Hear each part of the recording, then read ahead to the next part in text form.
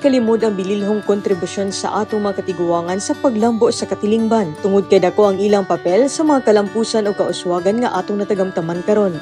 Tungod ni ini, ang lokal nga panggamhanan sa Davao padayon nga nagapatuman og nagkadaiyang mga programa ug serbisyo aron masiguro ang maayong kahimtang, kalinaw ug kalipay sa kinabuhi sa mga senior citizens. Lakip sa mga inisyatibo ni ini ang pasidungog sa mga Davaoenyong nakaabot sa edad nga 100 ka tuig. Pinaagi sa Davaoenyo Centenarian Awarding Program nga gipanguluhan sa CSWDO.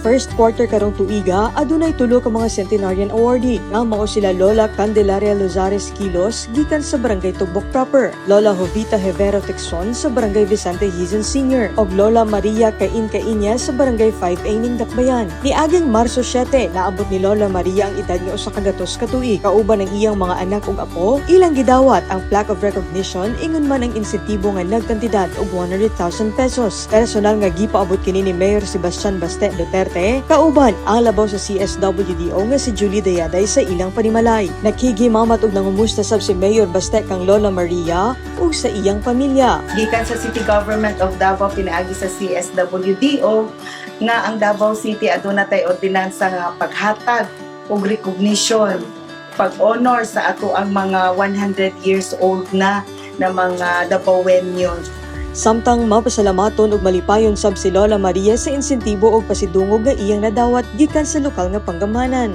Nalipay ko. Salamat Mayor. Sa maong adlaw, nadawat usab ni Lola Jovita Jovero Tecson ang susamang pasidungog isip pag-ila sa iyang pag-abot sa edad nga 100 ka tuig. Sa wala pa siya mipuyo pag-usab sa Dakbayan, nagtrabaho si Lola Jovita sa usa ka merchandising company sa Chicago, USA. Samtang ang iyang bana usa sab ka propesor sa University of Chicago. Human sa ilang pagretiro, nakadesisyon ang magtiayon nga mobalik na sa Pilipinas ug magpabili na sa Dakbayan. Sa kasamtangan, kauban sab ni Lola Jovita ang iyang pag-umangkon nga gidawat ang pasidungog ug inisitibo gikan sa lokal nga panggamhanan. It has brought joy to Auntie Ning, and it's a blessing to reach her age. So we hope that the Lord will bless each and every one of us with good health and protection from harm. Gibutyag sab ni Lola Jovita ang iyang sekreto sa iyang long life. Aduna sab kinitambag alang sa mga kabatan-unan karon. Number 1 is green leafy vegetable.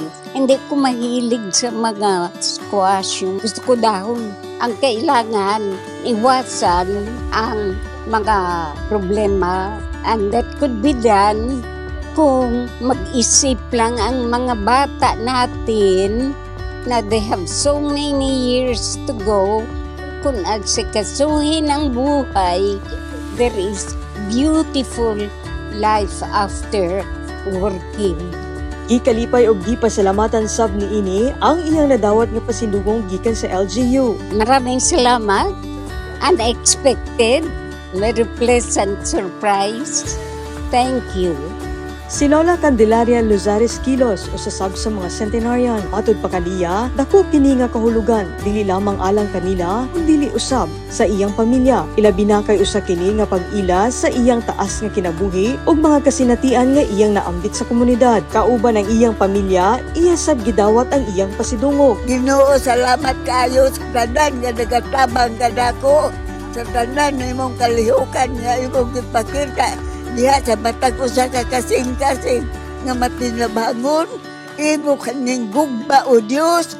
Gikan tuig 2022, nakahatag na ang CSWDO sa 116 ka mga centenarian sa Dakbayan. Di inahimo kining posible pinaagi sa City Ordinance No. 0727-21 nga nagtumong sa pag-ila ug paghatag og dungog sa mga centenarian sa Dakbayan sa Davao. Ang pag-abot sa edad nga 100 ka tuig, usa ka talagsaon nga kalampusan nga dili lamang mapakita sa taas nga kinabuhi, sa daghang kasinatian, sakripisyo ug kaalam nga nahatag sa usa ka tawo ngadto sa iyang pamilya o komunidad. Aron pasidunggan ng maong mga kalampusan, padayon nga ginaila sa Dakbayan ang mga centenarian. Isip pasalamat ug pag-ila sa ilang bililhon nga kontribusyon sa katilingban ug inspirasyon nga ilang ginahatag sa mga bag-ong henerasyon.